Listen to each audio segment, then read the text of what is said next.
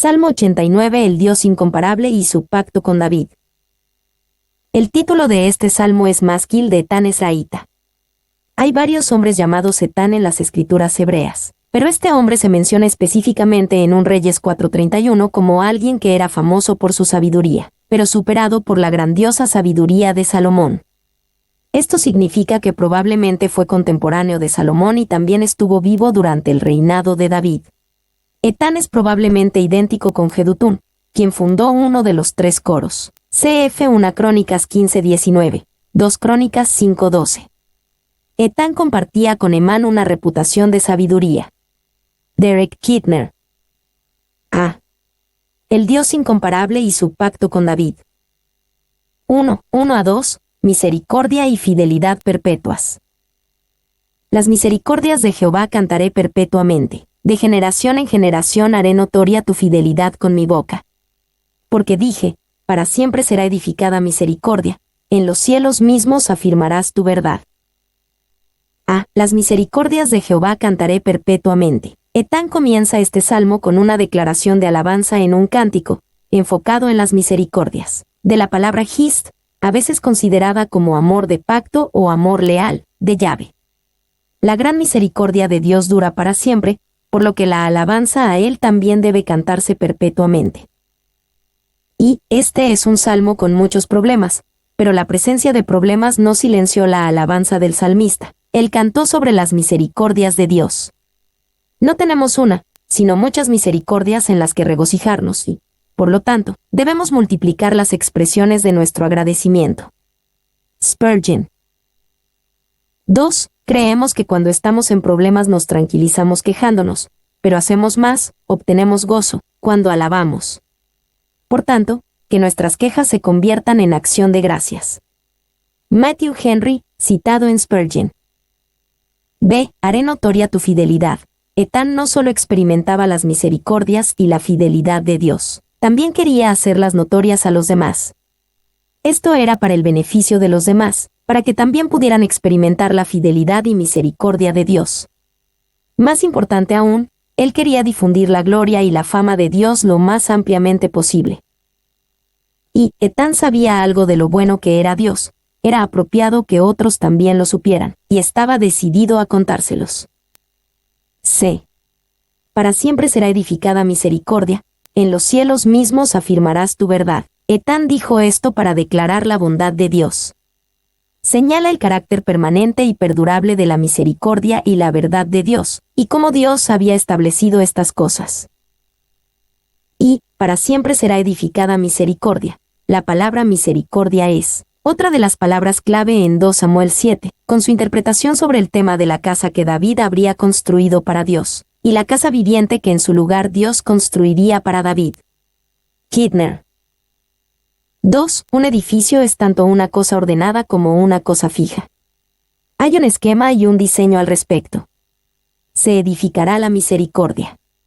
Dios nos ha bendecido con diseños que solo sus propias infinitas perfecciones podrían haber completado. Spurgeon. 2. 3-4. El pacto de Dios con David. Hice pacto con mi escogido, juré a David mi siervo, diciendo, para siempre confirmaré tu descendencia, y edificaré tu trono por todas las generaciones. Seo. Hice pacto, como expresión de las misericordias y la fidelidad mencionadas en los versículos anteriores, Etán señala el pacto que Dios hizo con David como se describe en 2 Samuel 7.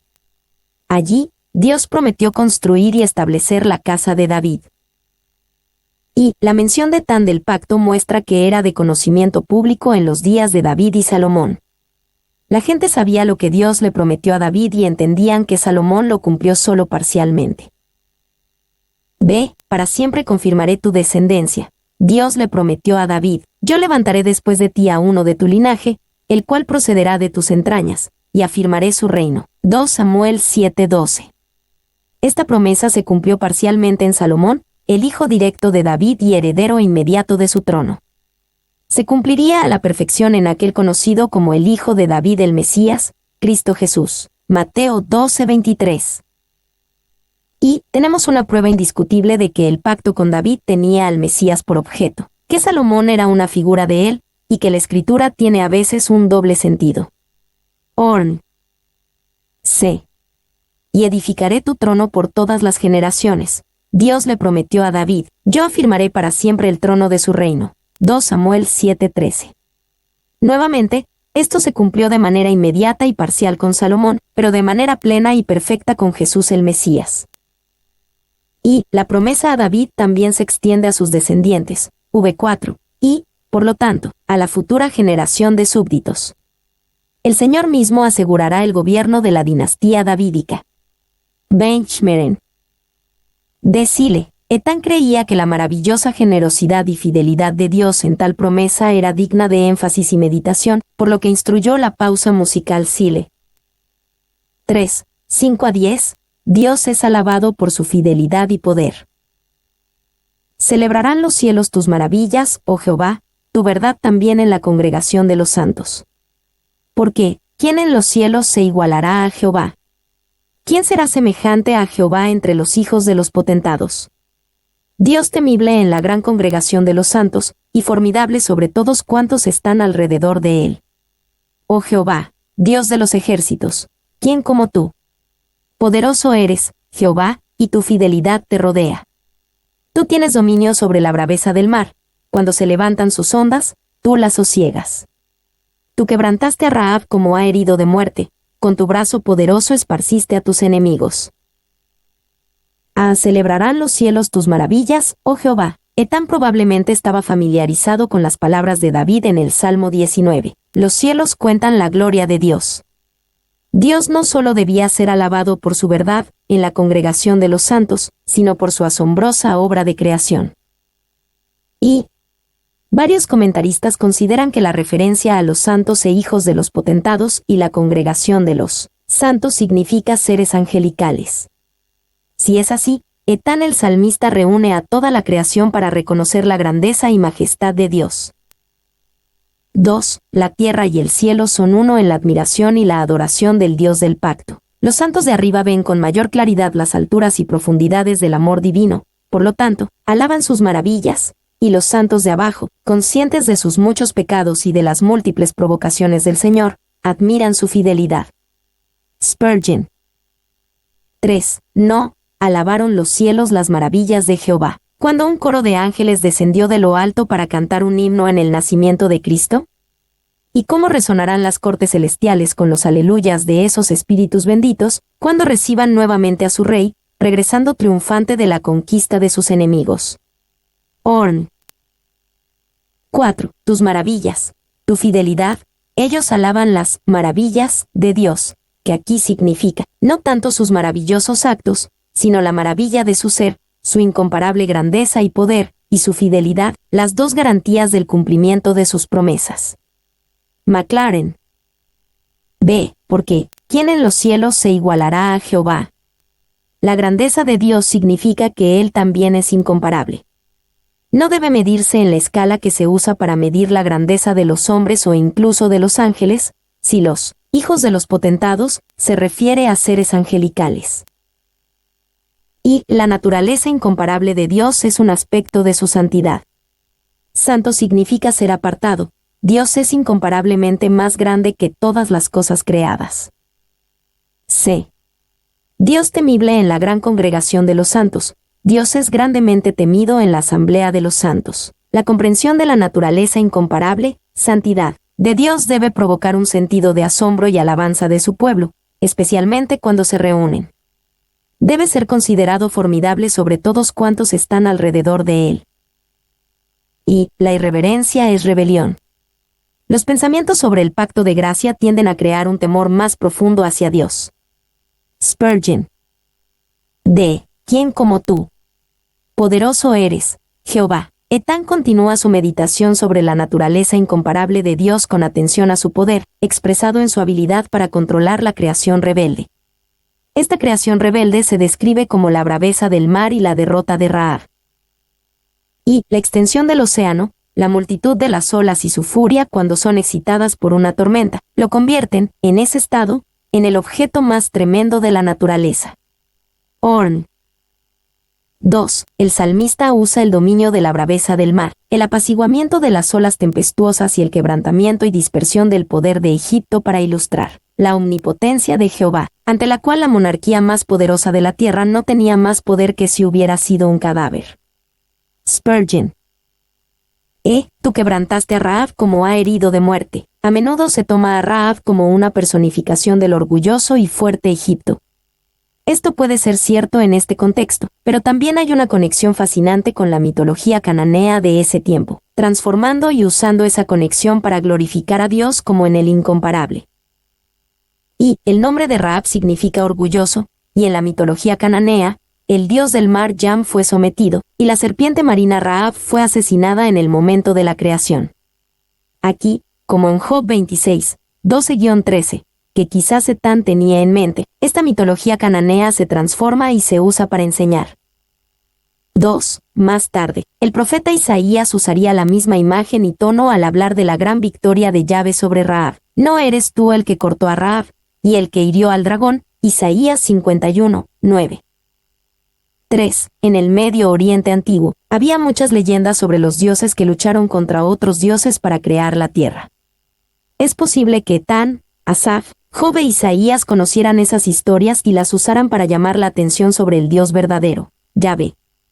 Es Yahvé quien gobierna la braveza del mar, a pesar de que las leyendas antiguas decían que Tiamat, el abismo, era la diosa caótica derrotada por el dios héroe Marduk, Bel, o que Yam, el mar, fue derrotado por Baal.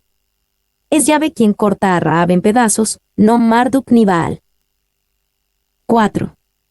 Existe la posibilidad de que haya una pizca de verdad histórica comunicada en estas antiguas mitologías y leyendas. Las mitologías rabínicas antiguas sugieren que una serpiente malvada estaba en el mar primitivo resistiendo la creación, y que Dios mató a la serpiente y trajo orden al mundo como se describe en Génesis 1, 1-2.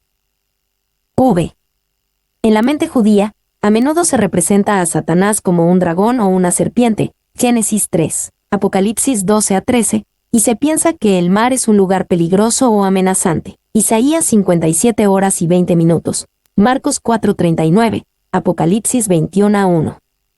Es posible que Rahab sea otra manifestación similar a una serpiente de Satanás, quien era el orgulloso original, Rahab. También es posible que Leviatán se refiera a la misma criatura, como en Job 3:8, Job 41:1, Salmo 74:14, e Isaías 27:1. Es importante señalar que las escrituras hebreas no simplemente creen o adoptan esta mitología cananea, la toman y la transforman, usándola para exaltar a Yahvé de una manera que los mitos cananeos nunca hicieron. Elmer B. Smith señala esto en el comentario bíblico del expositor sobre Job. Aquí el mar que Dios somete no es la deidad Yam. Job despersonalizó a Yam usando el artículo definido, el mar, expresando así su teología monoteísta innata. Además, por su propia sabiduría, habilidad y poder, cortó a Rahab en pedazos, y traspasó la serpiente que se deslizaba, a diferencia de Marduk que dependía de la autorización de los dioses mayores. 7. Un estudio de los nombres del Antiguo Testamento para los bien conocidos monstruos marinos mitológicos cananeos como Rahab, muestra cuán intencionalmente los autores del Antiguo Testamento usaron el lenguaje para enriquecer sus propias concepciones poéticas de la supremacía del único Dios verdadero. Smith. 4. 11-14. La gloria y poder de Dios en el cielo y en la tierra. Tuyos son los cielos, tuya también la tierra, el mundo y su plenitud, tú lo fundaste. El norte y el sur, tú los creaste, el Tabor y el Hermón cantarán en tu nombre. Tuyo es el brazo potente, fuerte es tu mano, exaltada tu diestra. Justicia y juicio son el cimiento de tu trono, misericordia y verdad van delante de tu rostro. Tuyos son los cielos, tuya también la tierra, el mundo y su plenitud. En los versículos anteriores, el salmista Etán transformó un mito cananeo para mostrar que Yahvé, el Dios del pacto de Israel, es quien realiza todas las cosas y ningún otro Dios tiene ese poder. En estos versículos, afirma el mismo principio en diferentes palabras, proclamando que ningún otro Dios o dioses creó o mantiene los cielos ni la tierra. La plenitud de todo el mundo, el norte y el sur, todo le pertenece a Dios. Y vuélvete a todos los puntos cardinales, y he aquí que el Señor está allí. Las regiones de nieve y los jardines del sol son sus dominios. Tanto la tierra del amanecer como el hogar del sol poniente se regocijan de poseer su influencia. Spurgeon. Ve, fuerte es tu mano, exaltada tu diestra. La habilidad y la fuerza de los hombres a menudo se expresan en el brazo y las manos, especialmente en la diestra. Ethan aplica este principio en una metáfora de Dios y así expresa su habilidad y fuerza. Y tuyo es el brazo potente. El salmista sabía esto, nosotros tenemos mayores razones para saberlo. El salmista lo sabía por el poder de Dios en la creación y en la liberación de Israel de Egipto. Nosotros sabemos esas mismas cosas, pero también podemos ver el brazo potente de Dios en la obra mucho mayor de Jesús Mesías y lo que hizo en su vida, enseñanza, muerte en sacrificio y resurrección triunfante. C.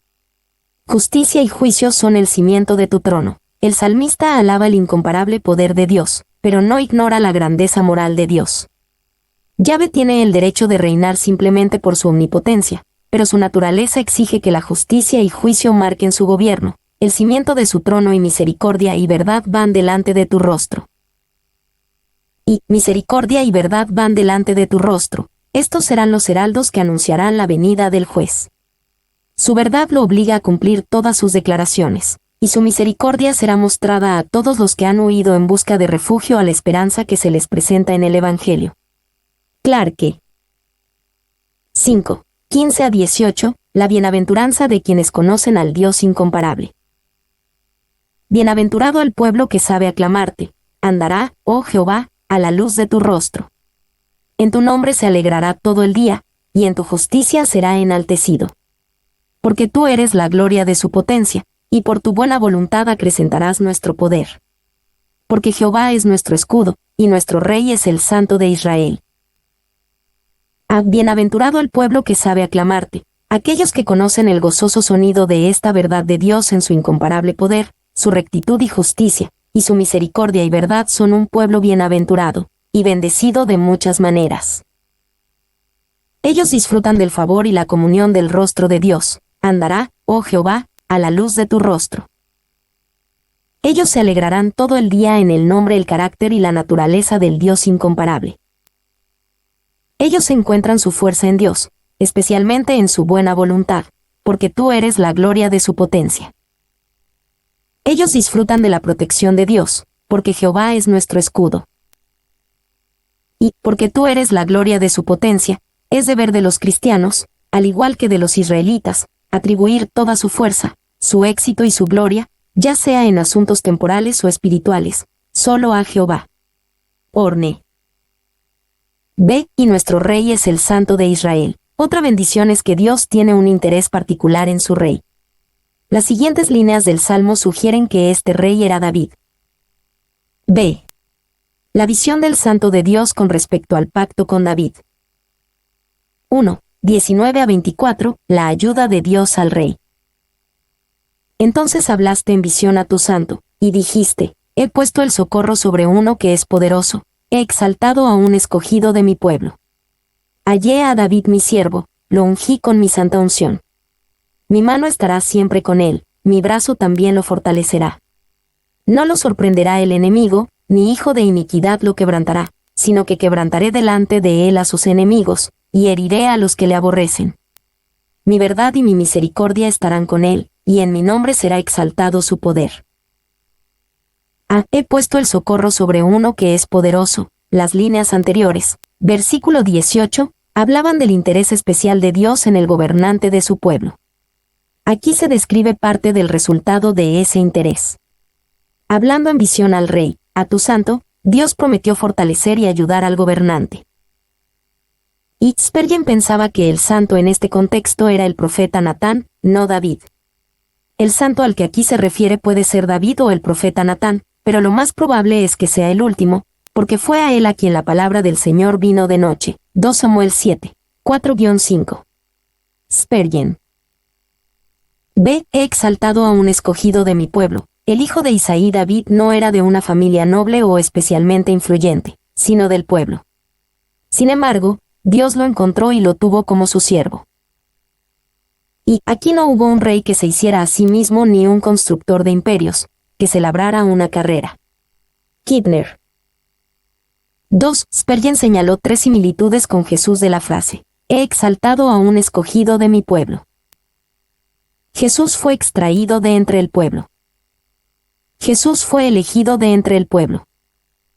Jesús fue exaltado por encima del pueblo. Se hallé a David mi siervo. En esta sección del Salmo, Dios describe las muchas bendiciones que puso sobre David, el hombre conforme a su propio corazón. 1 Samuel 13:14. La bendición de la ayuda: he puesto el socorro sobre uno. La bendición de la exaltación: he exaltado. La bendición de la elección: a un escogido de mi pueblo. La bendición de la unción: lo ungí.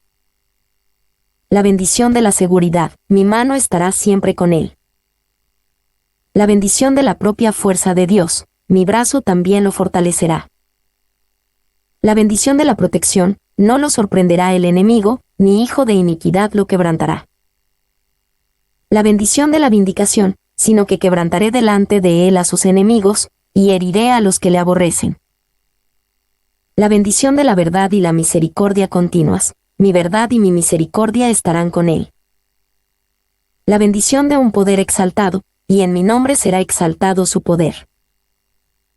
Y lo ungí: más importante que cualquier corona fue el hecho de ser ungido, y así apartado para un oficio sagrado. Fue esto lo que dio lugar, a su debido tiempo, al título de Mesías o Cristo. Kidner. 2. Sino que quebrantaré delante de él a sus enemigos. Estos versículos complementan el Salmo 2, donde el ungido del Señor recibe plena autoridad para subyugar toda resistencia de los enemigos de Dios en la tierra. La verdadera fuente del poder y la autoridad de David radica en la presencia y el propósito del Señor. Van Gemeren. 3. Ninguno de sus enemigos podrá prevalecer contra él. Es digno de mención que David nunca fue derrocado. Finalmente conquistó a todos los enemigos que se levantaron contra él. La persecución de Saúl, la revuelta de Absalón, la conspiración de Seba y la lucha de los partidarios de la casa de Saúl después de su muerte, solo tendieron a hacer surgir la habilidad, el coraje y la destreza de David, y a sentarlo más firmemente en su trono. Clarke. 2. 23-29, más bendiciones para el rey.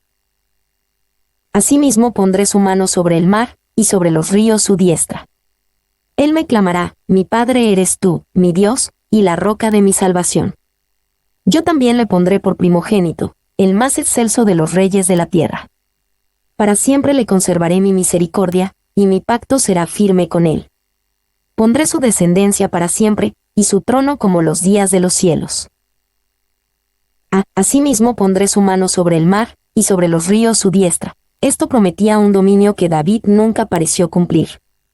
Como la sección anterior habló de las bendiciones que Dios le prometió a David, las promesas gradualmente adquirieron una naturaleza en la que su perfecto cumplimiento estuvo solo en el más grande hijo de David, la simiente de David. Salmo 89, 4, 89 horas y 29 minutos, 89 horas y 36 minutos. Ve, mi Padre eres tú. Esto fue cierto para David, pero aún más cierto para Jesús el Mesías, quien hizo todas las cosas buscando y dependiendo de Dios el Padre. Juan 5:19, 8:28. C. Yo también le pondré por primogénito. Esto fue cierto de David en el sentido de que, aunque era el menor de muchos hermanos, 1 Samuel 16:11, Dios le dio la prominencia y el favor asociado con el primogénito. Esa prominencia y favor fue aún más cierto de Jesús, el hijo de David hecho el más excelso de los reyes de la tierra. 1 Timoteo 6:15, Apocalipsis 19:16. Y primogénito no siempre debe entenderse literalmente en las Escrituras. A menudo significa simplemente un hijo muy querido o el más querido, uno preferido por encima de los demás, y distinguido por alguna prerrogativa eminente. Por eso Dios llama a Israel su hijo, su primogénito. Éxodo 4:22. Clarke. D. Para siempre le conservaré mi misericordia. Esta misericordia para la casa de David fue prometida en el pacto que Dios hizo con él. 2 Samuel 7:15. Y mi pacto será firme. Con Jesús, el pacto es ratificado tanto por sangre de sacrificio como por juramento de Dios. No se puede cancelar ni alterar. sino que es una verdad eterna, que se basa en la veracidad de quien no puede mentir. Spurgeon. 2. Nunca olvides que, una vez que Dios haya concertado un pacto con un alma, lo mantendrá hasta que los cielos no existan más. Meyer. Pondré su descendencia para siempre, y su trono como los días de los cielos. Esta promesa del pacto davídico, 2 Samuel 7:16, solo se cumple en el reinado eterno del Mesías, Jesucristo. 3. 30-37, se repiten las promesas del pacto davídico. Si dejaren sus hijos mi ley, y no anduvieren en mis juicios, si profanaren mis estatutos, y no guardaren mis mandamientos, entonces castigaré con vara su rebelión, y con azote sus iniquidades. Mas no quitaré de él mi misericordia, ni falsearé mi verdad. No olvidaré mi pacto, ni mudaré lo que ha salido de mis labios.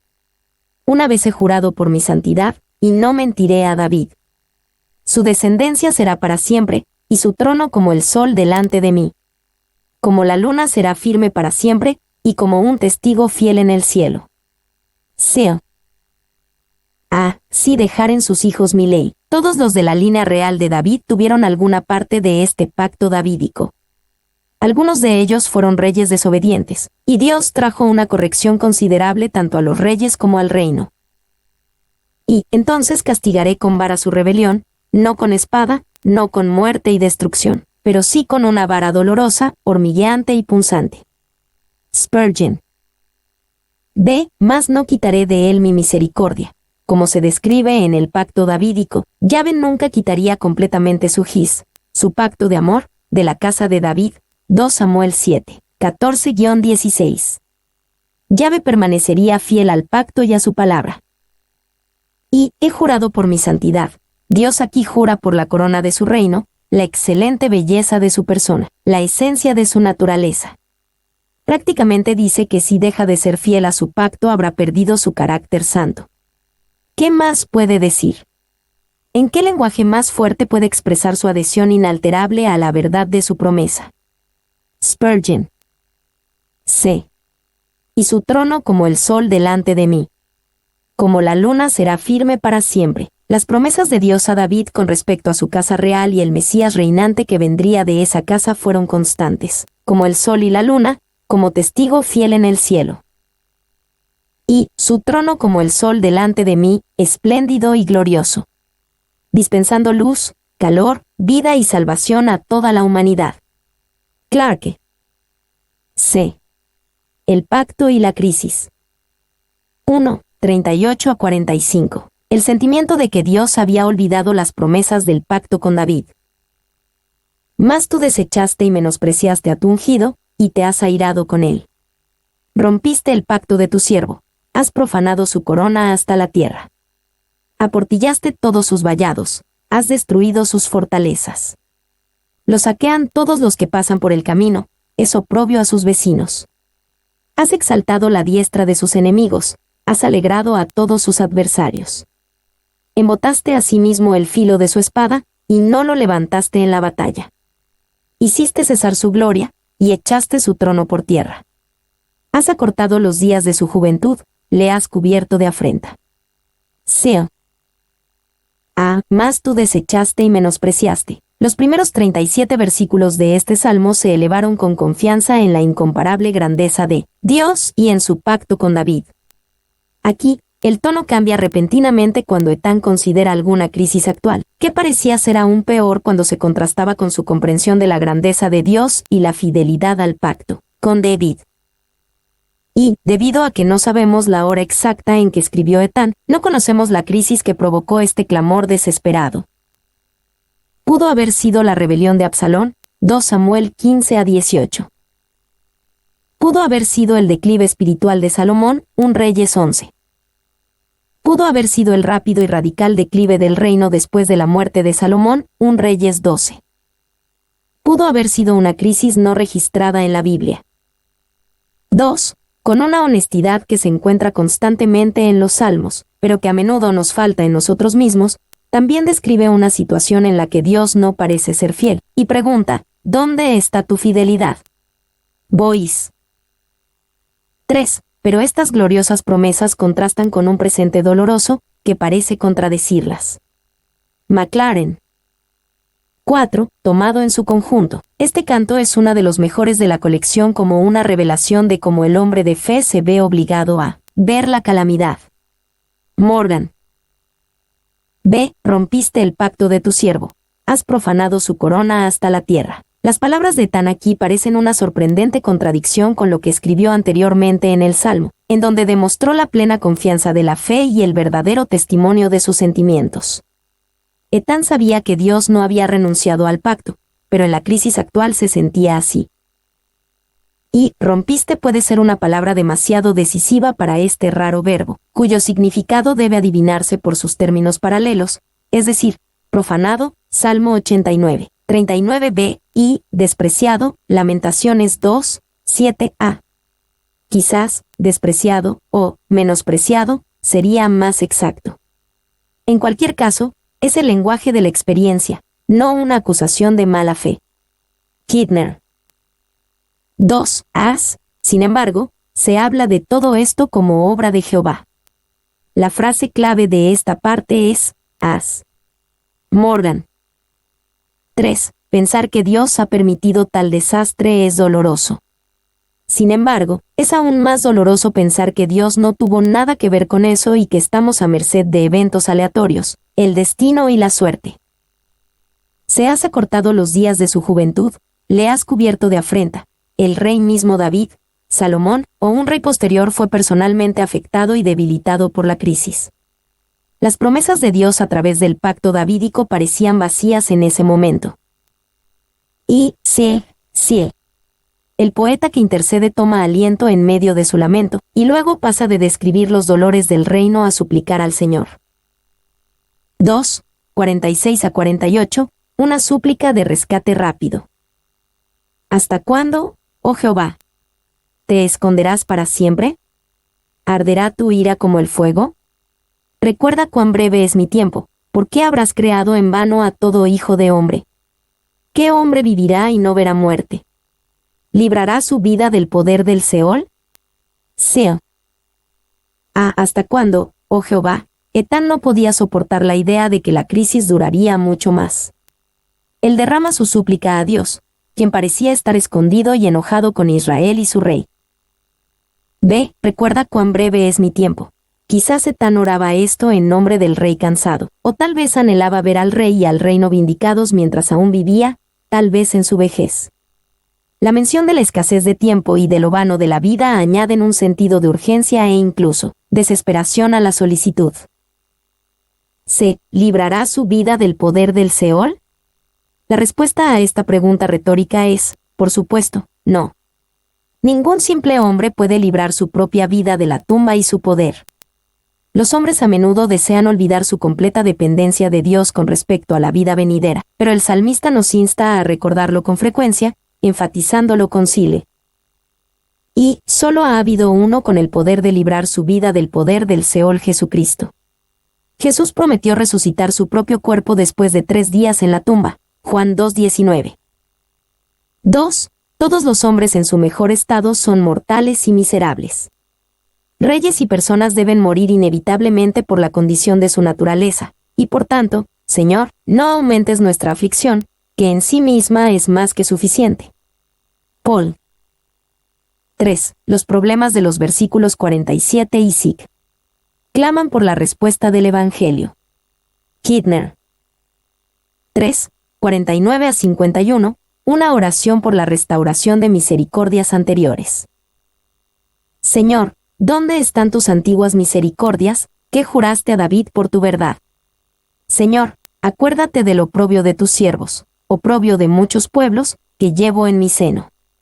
Porque tus enemigos, oh Jehová, han deshonrado, porque tus enemigos han deshonrado los pasos de tu ungido. Señor, ¿dónde están tus antiguas misericordias? Etán vuelve a hacer una pregunta honesta y sincera sobre una temporada de crisis. La solicitud muestra que él no se permitiría permanecer en la creencia de que Dios los había desechado o que había renunciado a su pacto. Todavía podía apelar a Dios sobre la base de lo que Dios le juró a David por su verdad. B. Señor, acuérdate del oprobio de tus siervos. Etán le pide a Dios que observe su estado bajo y despreciado y que actuara con misericordia a la luz del aparente triunfo de los propios enemigos de Dios, quienes también eran enemigos del rey ungido de Dios. Y han deshonrado los pasos de tu ungido. Finalmente, la oración comienza a acostumbrar nuestros ojos a la combinación de siervo, Salmo 89 horas y 50 minutos, y Mesías, ungido, Salmo 89 horas y 51 minutos, el destinatario de las promesas de Dios y los insultos del hombre. Kidner. 4. 52. Una conclusión de alabanza. Bendito sea Jehová para siempre. Amén y amén. Bendito sea Jehová para siempre. El salmista concluye este cántico con una reñida declaración de alabanza. Esto venía de un hombre que conocía las promesas de Dios y confiaba en ellas, mientras derramaba honestamente su dolor ante Dios en su angustia actual. Y termina donde comenzó, ha dado la vuelta al mundo y ha vuelto a llegar a puerto. Bendigamos a Dios antes de orar, mientras oramos y cuando hayamos terminado de orar, porque Él siempre se lo merece. Aunque no podamos entenderlo, no desconfiaremos de Él. Spurgeon. Amén y amén. Etán el Ezraíta invita al pueblo de Dios a unirse a él en su confiada y reñida declaración de alabanza. Y este final en particular hace que muchos piensen que el Salmo 89 horas y 52 minutos fue agregado como una exclamación al final del libro 3 de los Salmos. Esta es la doxología con la que termina el tercer libro de los Salmos. Morgan.